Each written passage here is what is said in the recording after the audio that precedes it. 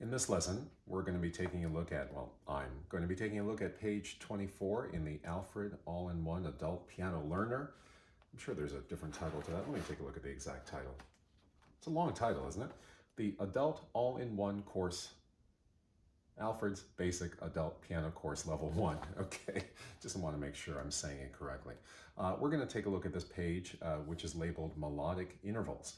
So before we play any of these pieces, it's really important that we try to analyze and get as much information as possible just from our visual observations and analyses. Because then once we start playing, we know what to expect.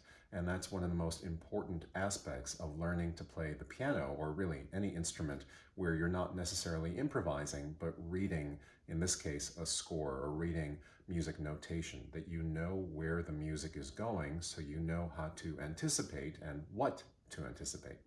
So let's begin with the concept of intervals. Definitely review my earlier lessons on intervals, but for the sake of this page, the authors of the book are dealing with interval sizes. And if you've reviewed those lessons, you know that an interval size really counts the number of letters from where you start to where you end, or basically the relationship between two letters or two pitches. So for example, here as we read them, you can see that this is middle C or C4, and this D or D4 is just a step above. So you count the number of letters inclusively from where you start to where you end as you progress in alphabetical order. So C up to D is 1, 2. Here in this case, from C up to E, again going alphabetically from C until we reach E, we go C, D, E, or 1, 2, 3. That's why this is labeled as a third. In this measure, it's the same thing. C, D is a second, C up to E is a third, and then with the left hand, it's the same thing, because interval sizes are measured either going up the staff or down the staff, or of course on the right on the keyboard, which is equivalent to up the staff, or to the left on the keyboard, which is down the staff. So here from G down to F, because they're alphabetically adjacent, that's a step or a second, and from G down to E is a skip or a third. G down to F, alphabetically, down to E, 1, 2, 3. And of course, the same thing is repeated here in the very final measure of this preliminary exercise. So what we're going to do, and this is a good ear training opportunity to really listen in isolation to steps and skips, to steps and skips. So let's go ahead and play this exercise. Remember that the first two measures, your right hand is playing because it's treble clef, right? First two measures, right hand, treble clef. Next two measures, bass clef, so this is played by the left hand. And then you know what these double dots mean, that you repeat back to the beginning. So let's play this. So your hands are going to be in that C position. The right hand is in C4 position, the 5-finger position with a thumb or finger number 1 starting on C4. The left hand has the 5th finger or the pinky starting an octave lower on C3. So let's make sure that we know what to play first. So you're going to press down on finger number 1 for C, and then finger number 2 for D. You go back to finger number 1 for C, and you go up to finger number 3 for E. Okay, so we're not playing the piece just yet. We're just making sure that we know where to go. And then as far as the left hand is concerned, the only 3 notes you're playing, finger number 1 on G, finger number 2 on F. Again, you go back to finger number 1 on G, and finger number 3, the middle finger, right? That goes to E. Okay, so this is kind of like just walking through the exercise before actually playing it. So let's play it. So here's your preliminary beat or your preparatory beats. 1, 2, ready, and.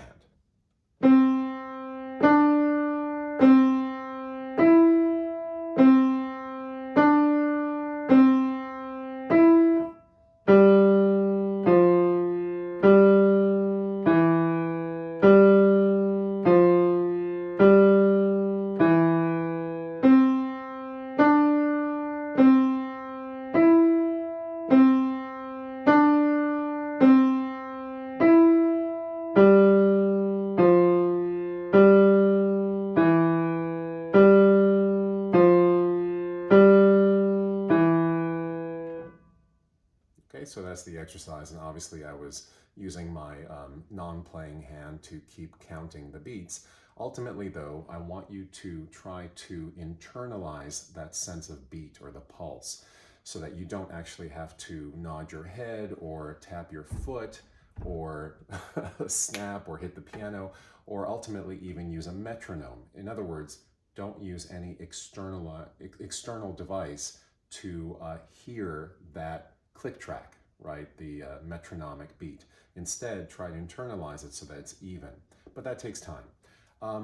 Let's listen very carefully to the sound of these intervals one more time. And one more detail, of course, the page is labeled melodic intervals. Melody, put most simply, is just a succession of pitches, one pitch after another. So this is an example of melody. One pitch, then another. And the sort of opposite of this would be a harmonic interval where you play pitches simultaneously, like this. Right, I'm playing C and D at the same time, and I'm playing C and E at the same time. So if this is a melodic step or a melodic skip, then this is a harmonic step or a harmonic skip. Okay, played at the same time, harmony, or one after the other, melody. So listen again, really, really specifically to the sound of a step.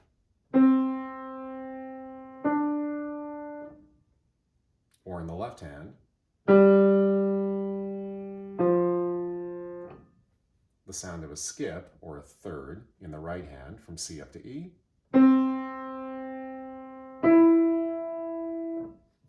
Or the sound of a descending skip in the left hand from G down to E. You might recognize this sound as the opening interval of the Mexican hat dance, back on page 21, right? Because you remember how that piece begins. 1, 2, 3, rest. 1, 2, 3, rest. Right, so now that you're becoming more familiar with intervals and how they're applied to piano, you might also notice that in the Mexican hat dance, the third measure, well, that's a series of steps, D up to E, E up to F, and then the last interval in that measure is F skipping or falling by a skip down to D. And here's the sound of that. Right, so the measure is a series of ascending steps and then a falling skip or descending skip. And then a descending skip again. Okay, so it's always possible to analyze every piece using intervals, and in this case, those are all melodic intervals, or a succession of notes, one at a time or one after the other. So now that we have this information, let's go back to page 24 and take a look at this piece, Au clair de la lune. Okay, so here there are some new items that we have to discuss. For example, dynamic signs, but let's get to that a bit later. The first thing to do is to analyze this piece using intervals, right? So for example, here we begin on middle C or C4, and notice that it repeats twice after the initial presentation. So you know that intervallically, when a note repeats, that's called a unison. So we have a series of unisons and then a step up from C up to D. After the first measure, D steps up to this half note E, E steps down to D, D steps down to C, and then from C up to E, you know that this is a skip. You know it's a skip because the same third is presented here in the preliminary exercise, but also if you review those lessons on music notation and the intervallic properties of the staff, you know that from a line to an adjacent line, either up or down, is always a skip. So C up to E is a skip, and then from a line to an adjacent space, or a space to an adjacent line in either direction, is also always a step. So E down a step, or down the alphabet, or reverse alphabetically, is D. Here's a unison, D repeats. and then D, a step down to C, is our last interval. So those are the intervals. Let's do those one more time without all the talking over it, just identifying the intervals. So from C to C, unison. C to C, unison. C to D, step. D to E, step. E down to D, step. D down to C, step. C up to E, skip. E down to D, step. D repeats is a unison, and D down to C is a step. So that's kind of round number one. Round number two is let's identify all of the rhythms, right? So these are all quarters, 2 half notes, all quarters, and a whole note. What's the time signature of this piece? As you can see here at the beginning of the system, it's 4/4 or 4/4. The top number tells you the number of beats in every measure or bar. There are 4 of them. And the bottom number tells you which rhythm indicates the beat. So the bottom number 4 means that the beat is the quarter note. So a quicker way of saying that is that there are 4 quarters in every measure, or the durational equivalent thereof. So here we have 4 quarters, and you know that 1 half note is equivalent to 2 quarters, plus another half note equivalent to 2 more quarters, so that's 4 altogether. Again, 1, 2, 3, 4 quarters, and the whole note is equivalent to 2 half notes or 4 quarters. Either way, this one duration fills up the entire measure. So we've analyzed the rhythms. Now what we're going to do is we're kind of going to put together the labels for all of these pitches, the letters, plus the rhythms, and we're going to provide a beat. So 1, 2, like that, 3, 4. And with the beat, we're going to speak the letters. Okay, so I'm going to do this once, and just to demonstrate, and then I'd like you to try it with me. So let's go from here. I'm going to do it once with the preparatory beats. Remember, I'm just speaking the letters with the correct rhythms. 1, 2, ready, and C, C, C, D, D, D, C, E, D, D, C. Wow, my voice sounds really shaky. As you can see, I'm not a singer, but that was rhythmically accurate. And then of course the 2 dots at the end of the system mean that you go all the way back and repeat it one more time. So that was the correct rhythmic profile. Now let's see how we play it. We need to do one more thing before we actually get over to the keyboard, and that's fill in the fingers or the fingering so that we can play this really well and smoothly pretty much from the very beginning. So we know that C in this 5-finger position takes finger number 1. We know that D is finger number 2, E is finger number 3, F is finger 4, and G is finger 5. All the C's are finger 1, so 1, 1, 1. D is 2, E is 3, back down to 2, 1, up to 3, down to 2, and down to 1, right? 2, 2, 1. So let's do one more thing. Let's, again, provide that beat.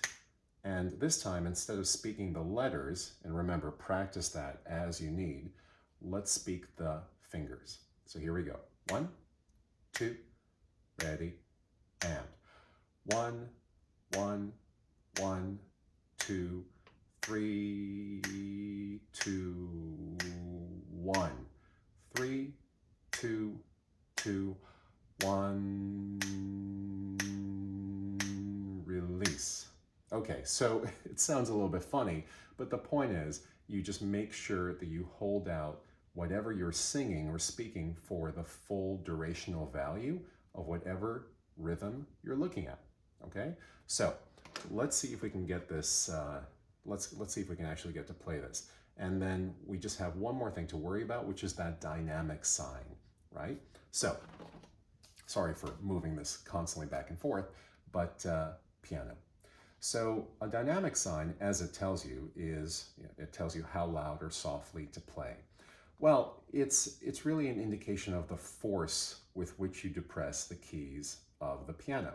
So you'll notice that on an acoustic piano and some really good digital pianos, the more force you apply to the key, the louder the volume, or the louder the dynamic. The less force, the softer it sounds. And so these dynamic signs are basically just indicators of force. So P stands for piano, which means softly or low. So you use less force to play piano. If it had said forte, here's that word, forte, or F, right? Forget this MF for a second, just F, that would mean play loudly. And then, of course, there are gradations in between. So between piano and forte, soft to loud, there are in-betweens, indicated by the M for mezzo. And it's possible to play more softly than piano and more loudly than just forte. But we'll get to those indicators when we see them on the page. But just to kind of preview it, if you saw PP, which is pianissimo, that means softer than soft. And if you saw FF or fortissimo, that means louder than loud. The point is, these are all sort of, they're all relative to one another. That is, there's no decibel level that indicates piano per se. There's no absolute decibel level. But once you've decided that this is going to be your piano dynamic, your forte has to be louder. That's what I mean by relative. And your mezzo forte has to be in between, or your mezzo piano, etc. Okay, so let's get to playing this piece, Au clair de la lune. And again, we know what the notes are, right? C, D, and E. We know what the fingering is, 1, 2, and 3. We just have to play the right notes at the right time with the right rhythms, right? And then the instrument just plays itself. That's how easy it is, right? Okay, I'm joking. But that's a good way of sort of making it seem like we're barely doing any work. So let's try blocking this out. What I mean by that is before we actually perform it, let's just make sure we know where to go at what time. So the piece begins with 3 iterations of C on finger number 1. So let's play finger number 1 3 times. Then we step up twice to D and then E, fingers 2 and 3. Then we step down to 2, down to 1. We skip up to E or 3, step down to 2, we play the unison, and step down to 1 on C. All right, so that's the piece. Now let's put this in the correct time frame. We're going to apply the correct rhythms. Remember that 1 beat indicates the quarter, 2 beats indicate the half notes, like in measure 2,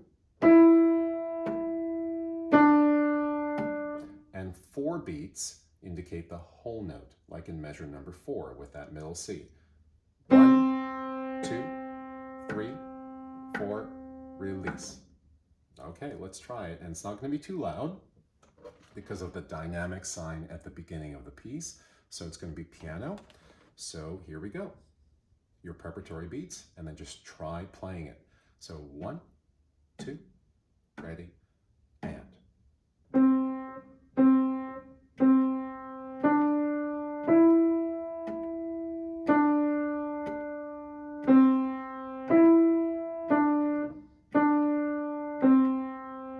Remember, it repeats, and.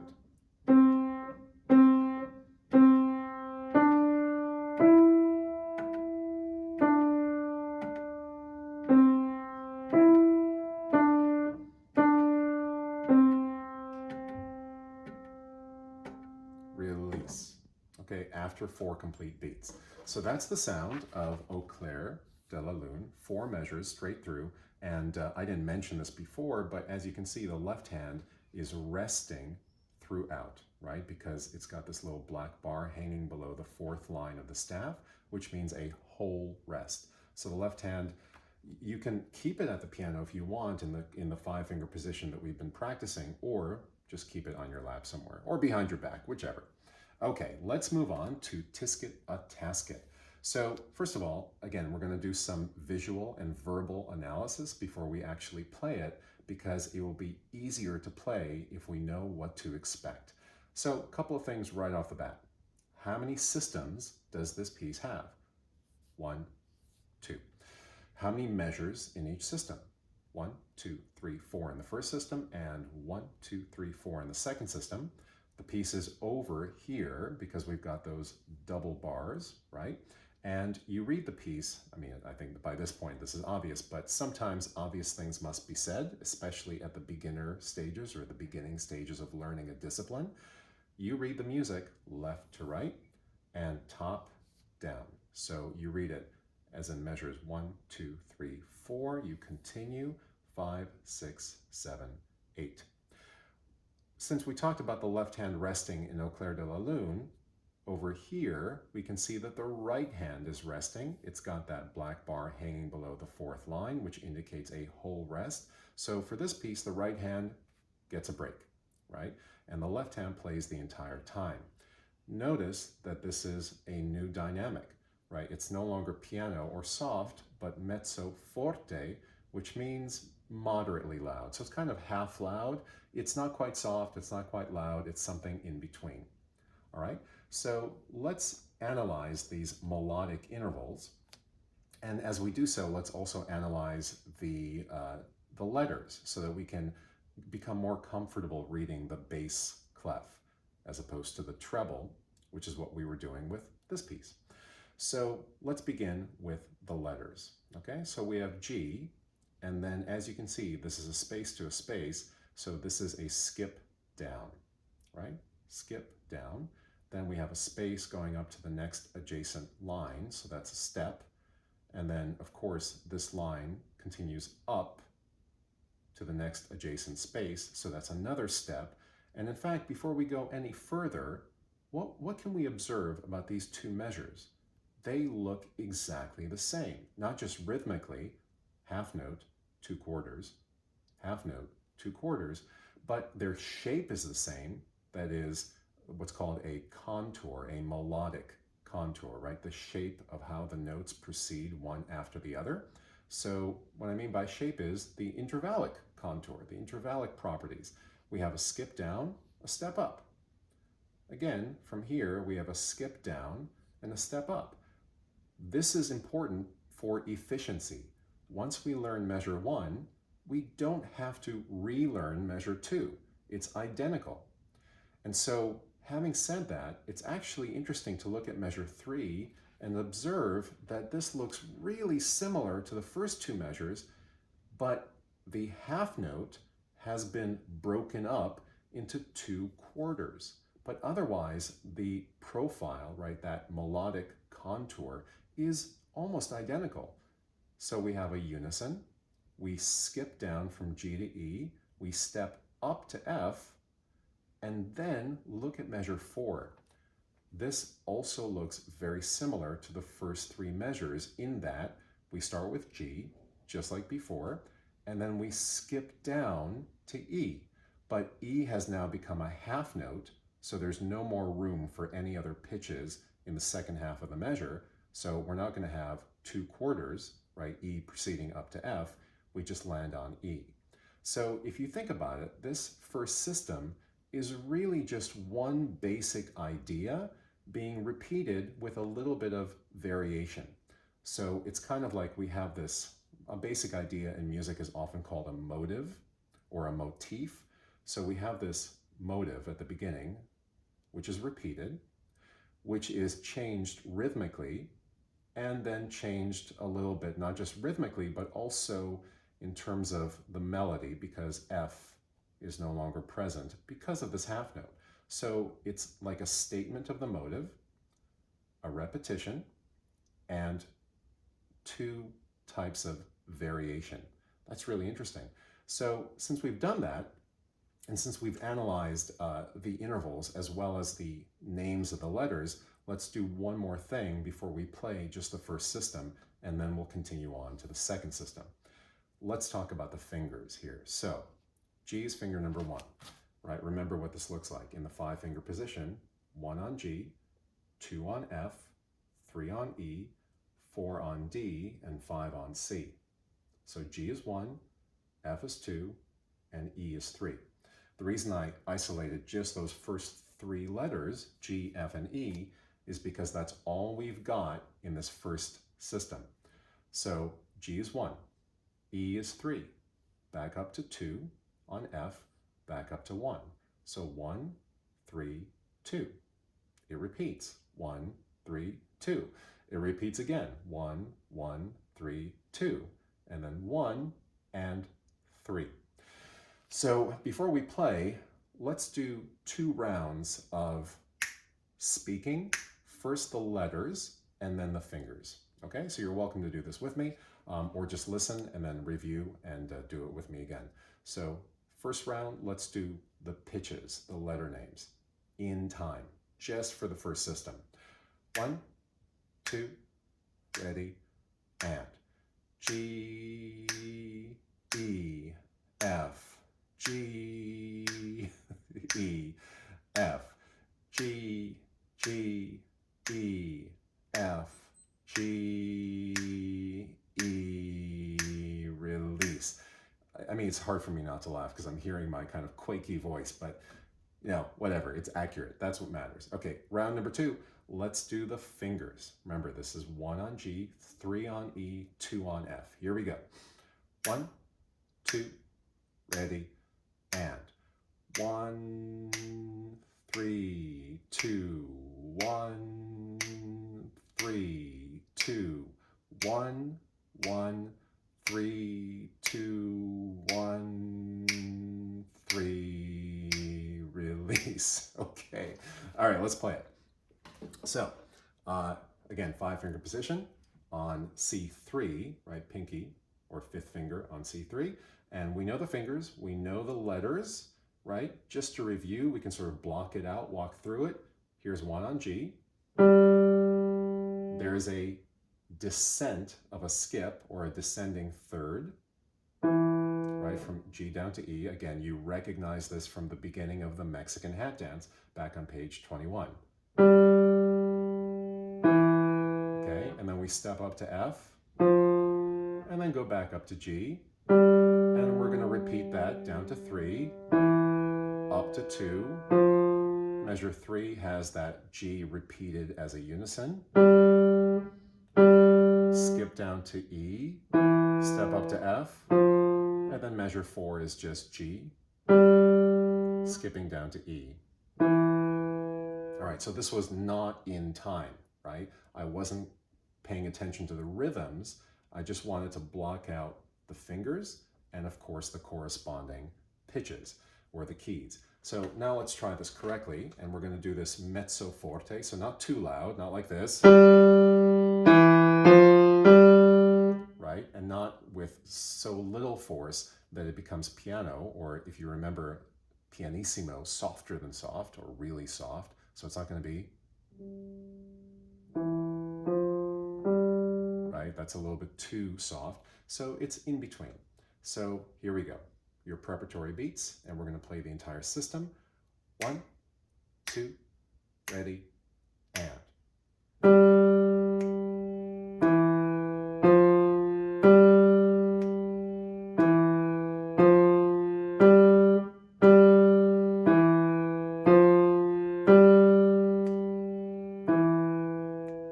Release.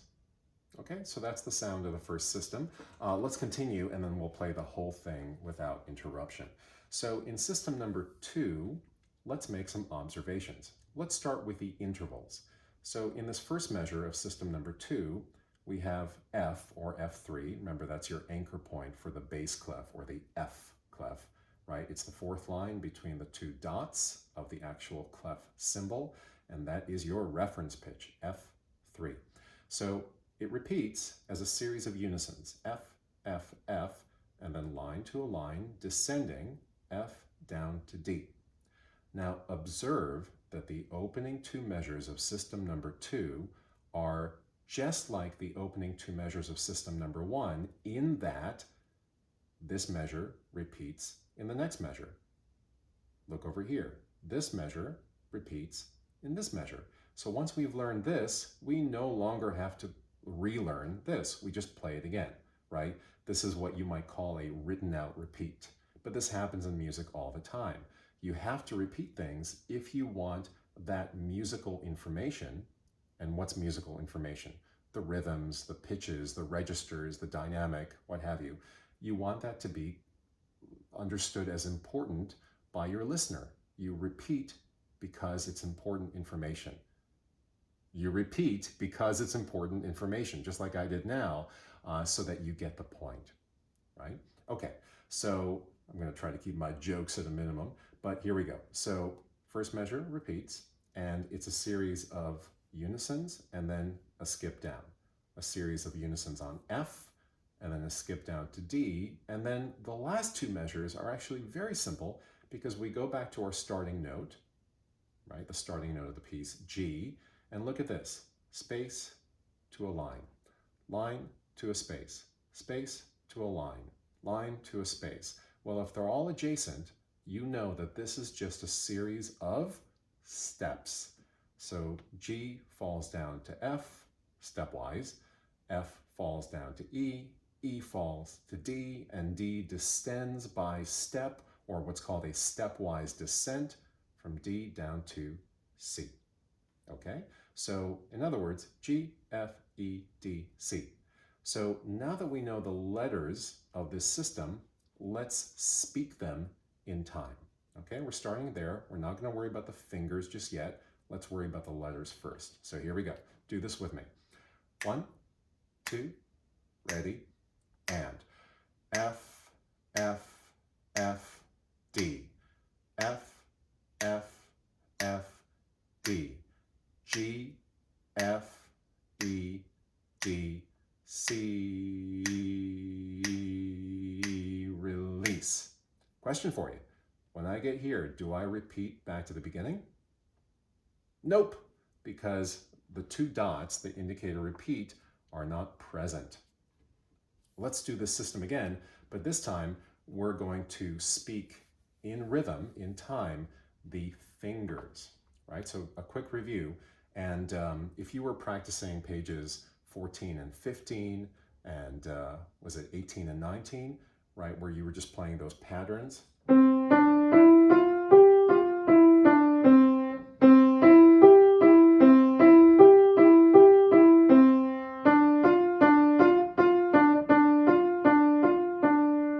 etc., right? You remember those were numbers 4 through 8. Well, then you're used to these patterns. You're used to labeling and playing these pitches. This is finger number 2. You skip down to finger number 4. So 2, 2, 2, 4. In other words, this is all familiar to you. 2, 2, 2, 4. And then this, starting on finger number 1, is just a series of steps down to C, which is finger number 5. So 1, 2, 3, 4, 5. So let's speak the fingers in time. 1, 2, ready, and 2, 2, 2, 4. 2, 2, 2, 4. 1, 2, 3, 4, 5. Okay, right, good. Let's play it. Okay, so this is just system number 2 of Tisket a Tasket. So I put my hands back, or put my hand, singular, back in the 5-finger position on C3. And let's block it out first. We're playing 2 on F, down to 4 on D.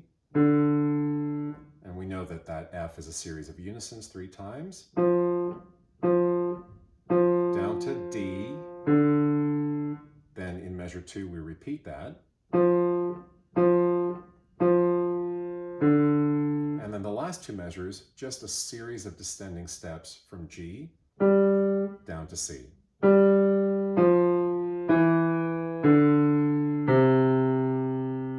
Okay, so again, that was blocking it out, not caring so much about the rhythms, just making sure that the correct fingers are applying to the correct pitches. Let's try this in time. So here we go. 1, 2, ready, and.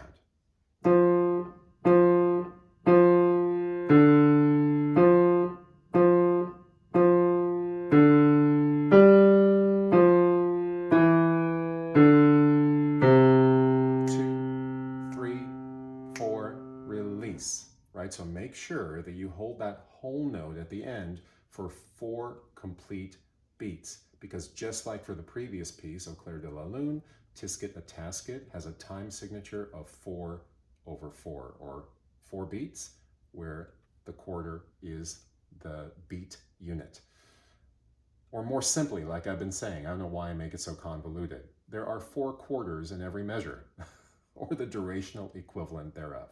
Okay, so I have played System 1.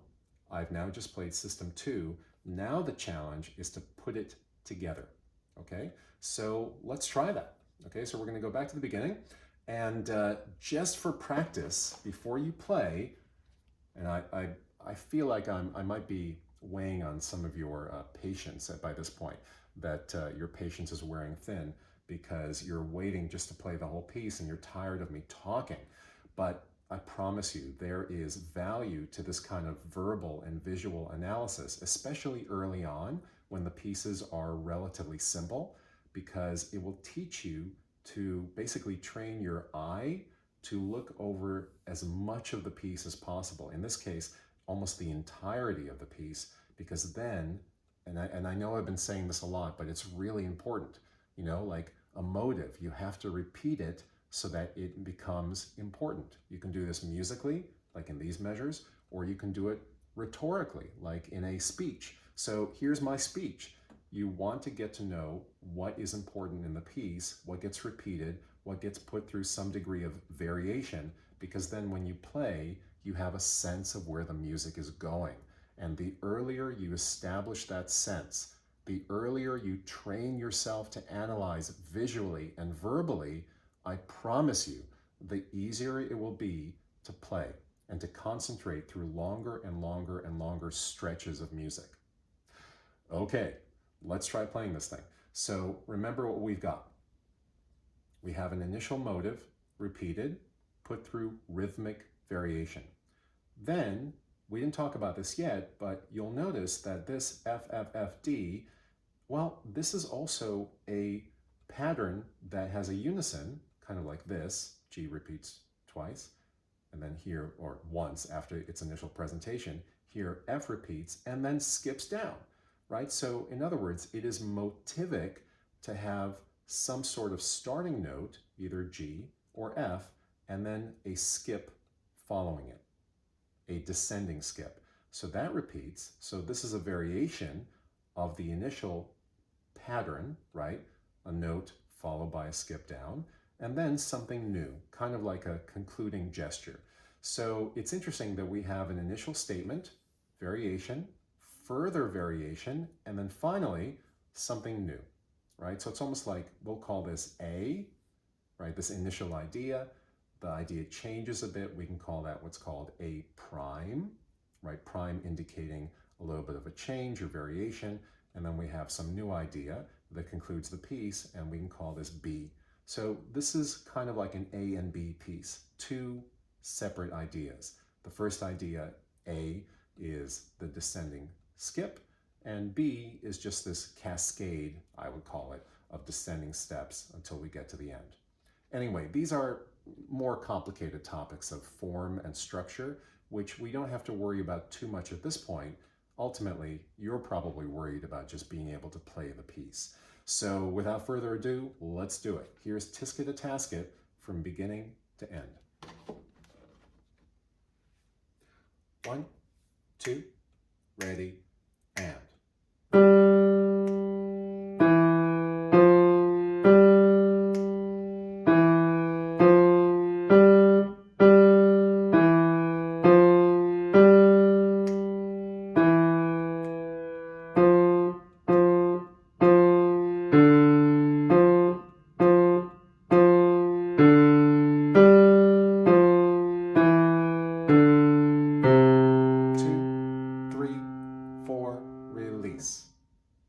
Okay, so practice this. Make sure that you're playing not too softly, not piano, not too loudly, forte, but something in between, mezzo forte.